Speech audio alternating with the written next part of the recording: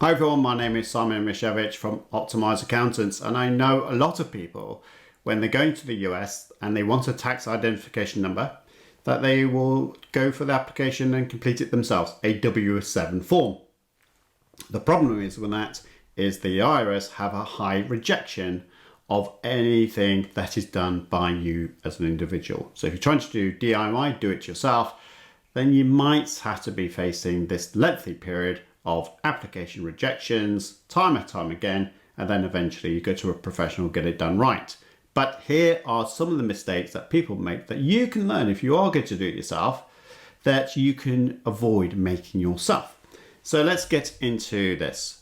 If you're looking for US or UK based tax calculators, then you can use that QR code just appearing on your screen right now.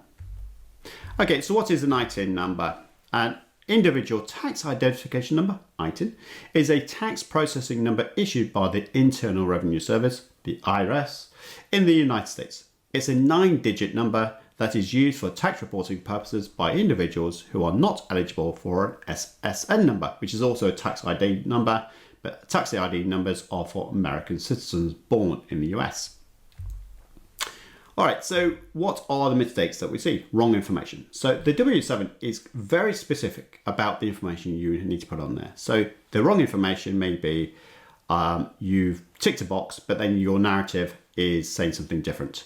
You've put the wrong address details. You've misspelled your name compared to the passport. Yes, that does happen. So there's a lot of things that can go wrong on the form itself by you putting in the wrong information.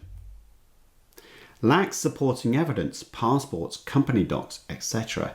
Here we're saying when you're doing it W-7, if you're doing it yourself, you have to send all these documents off together with the W-7. So it's a company incorporation document, it could be your passport, but on your W-7, if you've got an address and you've changed it since the passport address, then they could reject it just because of that.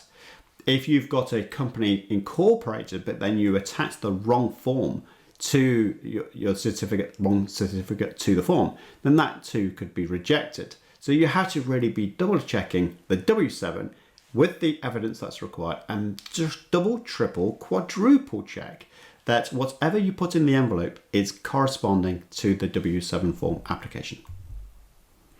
Mismatch application to evidence. So again, here we're talking about mismatch. Now, evidence is that you don't have it, or you got the wrong type. Mismatch could be you've put in an ITIN reporting requirement, but you've put in, I'm going to start a company, and you've put in the wrong company incorporation certificate in the envelope. That's the wrong kind of thing altogether. Again, you might say, well, I'm starting a business, but then you've put in a sole trader activity for your UK or other foreign corporation certificate in there instead.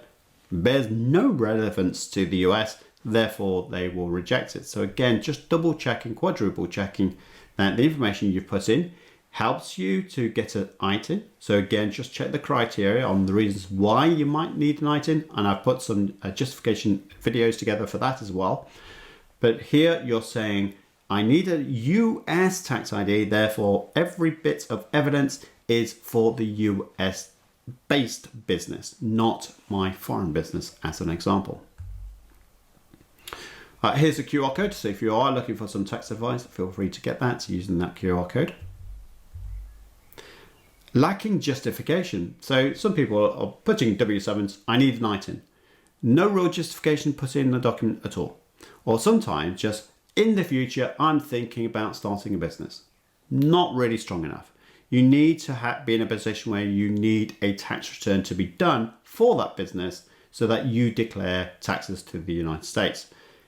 Saying something in the future, well, that's not good enough. They really need to know that you're going to be doing something, or you have done something whereby you need to file a tax return. So justification in this regard is lacking or just not enough substance. Not notarized on legal documents. Some of the documents that you need to send off needs to be notarized. It needs some legal professional to say these documents that we're putting in is a fair reflection and a true legal representation in this country. It's going to the United States. They will take their view, not yours, that this is a correct document. It's easy to have forged documents, so they want a notarized signed by a lawyer in your country. If you need something interpreting from your language, so it could be Spanish to English, and then you get a lawyer to say, yes, the Spanish and the English one is correct, I'm going to sign that, and they will stamp it as well. The IRS will then accept it. If you try and do this on yourself without any notarized documents by a lawyer in your country, they will reject it. Not signed. This is really a big faux pas, but I've seen this on a couple of occasions where someone's sent in a W-7 and said to me, why has it failed? Not signed. So it's crazy, right? But they done all the other parts correctly, just not signed it. And then it was rejected by the IRS. So you do need to make sure that you sign your W-7 form.